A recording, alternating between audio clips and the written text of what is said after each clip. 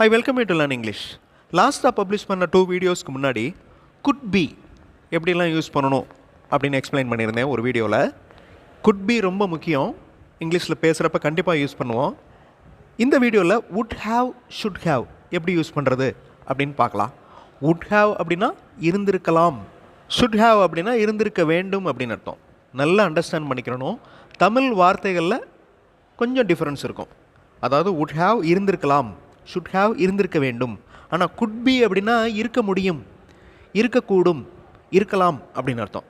So ரெண்டையும் confuse பண்ணிக்கிறக்கூடாது. இந்த வீடியோவில் would have, should have இதை பற்றி பார்க்கலாம். ஆல்ரெடி இதை எக்ஸ்பிளைன் பண்ணியிருக்கேன். இதில் கொஞ்சம் அடிஷ்னலாக எக்ஸசைஸ் பண்ண போகிறீங்க.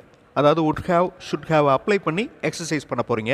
அப்படி எக்ஸசைஸ் பண்ணுறப்ப அந்த ரூல் எப்போவுமே மறக்காது. I welcome you to this channel Sen Talks. Spoken English videos, English grammar explanation வீடியோஸ்லாம் இந்த சேனலில் அப்லோட் பண்ணியிருக்கேன். ப்ராக்டிஸ் பண்ணிட்டே இருங்க, கண்டிப்பாக டெவலப்மெண்ட் இருக்கும். தமிழில் பேசுகிறப்ப இந்த மாதிரி பேசுவோம். நம்ம அந்த வேலையை முடிச்சிருக்கணும்.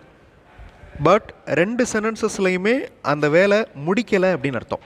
ஓகே, அந்த வேலை நடக்கலை, ஆனால் முடிச்சிருந்துருக்கணும், முடித்திருக்க வேண்டும். இதை should have, would have use பண்ணி பேசணும். ஸோ could be அப்படின்னா இருக்கக்கூடும், இருக்கும் அப்படின்னு அர்த்தம். would have அப்படின்னா இருந்திருக்கலாம், should have அப்படின்னா இருந்திருக்க வேண்டும் அப்படின்னு அர்த்தம். நான் நிறைய வீடியோஸில் சொல்லியிருக்கேன், ஒரு வேர்ப் லேர்ன் பண்ணுறப்ப அந்த வேர்போட past form, past participle form ரெண்டையும் சேர்த்து படிச்சுக்கணும். அதாவது bring அப்படின்னா கொண்டு வா அப்படின்னு அர்த்தம்.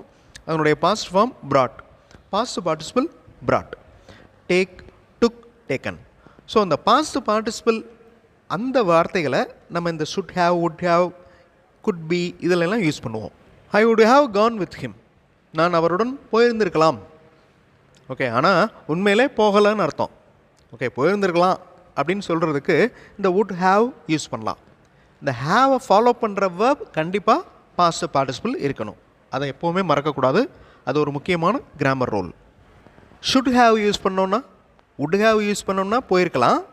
should have யூஸ் பண்ணோன்னா நான் அவருடன் போயிருந்திருக்க வேண்டும் அப்படின்னு அர்த்தம். இதுவும் உண்மையில் போகலன்னு தான் அர்த்தம். அவரோட போயிருந்திருக்க வேண்டும். ஸோ would have யூஸ் பண்ணால் போயிருந்திருக்கலாம், should have யூஸ் பண்ணோன்னா போயிருந்திருக்க வேண்டும். 2 வாக்கியங்கள்லையும் அந்த செயல் நடக்கவே இல்லை அப்படின்னு அர்த்தம். ஸோ நடந்திருக்கலாம் அப்படிங்கிற மீனிங் கொடுக்கறது இந்த would have, should have. முதல்ல சொன்ன மாதிரி gone அப்படிங்கிற வார்த்தை பாஸ்ட் பார்ட்டிசிபிள். ஸோ இந்த would have, should have அந்த ஹேவுக்கு அடுத்து வர்ற வார்த்தை பாஸ்ட் பார்ட்டிசிபிளாக தான் இருக்கணும். வீடியோ பாஸ் பண்ணிவிட்டு இந்த வாக்கியங்கள், இந்த தமிழ் வாக்கியங்களை இங்கிலீஷில் would have, should have use பண்ணி சொல்கிறதுக்கு ட்ரை பண்ணி பாருங்கள். நான் given அப்படிங்கிற வார்த்தையை கொடுத்துட்டேன், பாஸ்ட் பார்ட்டிசிபிள். ஸோ he அப்படிங்கிற வார்த்தையும் கொடுத்துட்டேன். அவர் கொடுத்திருக்கலாம், அவர் கொடுத்திருக்க வேண்டும். அவர் கொடுத்திருக்கலாம், he would have given. அவர் கொடுத்திருக்க வேண்டும், he should have given. Once rules தெரிஞ்சதுக்கப்புறம் நீங்கள் டைரெக்டாக அப்ளை பண்ண ஆரம்பிச்சிடணும். ஓகே, இமேஜின் பண்ணி ஃபஸ்ட்டு சென்டென்சஸ் ஃப்ரேம் பண்ணி ப்ராக்டிஸ் பண்ணணும். தென் அதை அப்ளை பண்ண ஆரம்பிச்சிடணும். சிச்சுவேஷன் வர்றப்ப அப்ளை பண்ணணும். அவர் பேசியிருக்கலாம், நாம் நமது வேலைகளை முடித்திருக்கலாம். வீடியோ பாஸ் பண்ணிவிட்டு இந்த சென்டென்சஸ் ஃப்ரேம் பண்ணுங்கள். ஆன்சர் ஃபியூ செகண்ட்ஸில் டிஸ்பிளே ஆகும். they would have spoken, அவர்கள் பேசியிருக்கலாம். they would have spoken. we would have completed our work, நாம் நமது வேலைகளை முடித்திருக்கலாம். அவர்கள் பேசியிருக்க வேண்டும் அப்படின்னு இருந்துச்சுன்னா எப்படி வரும்? should have வரும். அதே மாதிரி நாம் நமது வேலைகளை முடித்திருக்க வேண்டும் அப்படின்னா we should have completed our work. இன்னொரு சேனல் Sen Talks ப்ளஸில் இங்கிலீஷ் மாடல் சென்டென்சஸ் இருக்கிற வீடியோஸ் அப்லோட் பண்ணியிருக்கேன். அந்த மாடல் சென்டென்சஸ் மாதிரியே உங்களுடைய ஓன் சென்டென்சஸ் ஃப்ரேம் பண்ணி ப்ராக்டிஸ் பண்ணலாம். யூஸ்ஃபுல்லாக இருக்கும். அந்த சேனல் வீடியோஸும் பாருங்கள். ஸோ இனிமேல் would have, should have அந்த ரூல் எப்போவுமே உங்களுக்கு மறக்காது. அந்த அளவுக்கு நீங்கள் எக்ஸசைஸ் பண்ண போகிறீங்க. நீங்கள் அவரை கேட்டிருக்க வேண்டும், மாணவர்கள் வேகமாக எழுதியிருக்கலாம்.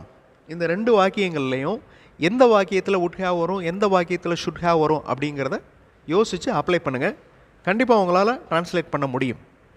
ஓகே, வீடியோ பாஸ் பண்ணிக்கோங்க. ஆன்சர் ஃபியூ செகண்ட்ஸில் டிஸ்பிளே ஆகும்.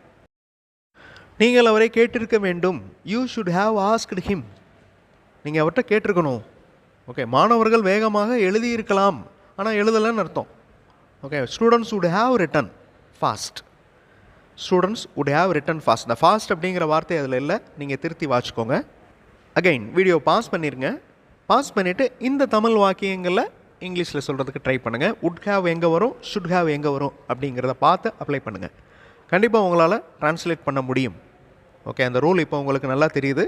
ஸோ கண்டிப்பாக உங்களால் முடியும். ஆன்சர் ஃபியூ செகண்ட்ஸில் டிஸ்பிளே ஆகும். நீங்கள் அவருக்கு கற்றுக் கொடுத்திருக்கலாம். கற்றுக் கொடுத்தல் இங்கிலீஷில் டீச். டீச்சோட past tense taught, past participle taught. You would have taught him. நீங்கள் அவருக்கு சொல்லிக் கொடுத்துருக்கலாம். அவர் கற்றுக்கொண்டிருக்க வேண்டும். He should have learnt. இந்த இடத்துல லேர்னிங் அப்படின்னு வருது. லேர்ன் அப்படின்னா கற்றுக்கொள்ளுதல். ஓகே, லேர்ன்ட் இது பாஸ்ட் பார்ட்டிசிபிள். நான் அந்த வேலையை முடித்திருக்கலாம். நான் அந்த வேலையை முடித்திருக்க வேண்டும். ஸோ எந்த வாக்கியத்துக்கு வுட் ஹேவ் வரும், எந்த வாக்கியத்துக்கு ஷுட் ஹேவ் வரும், ஈஸியாக கண்டுபிடிச்சிருவீங்க.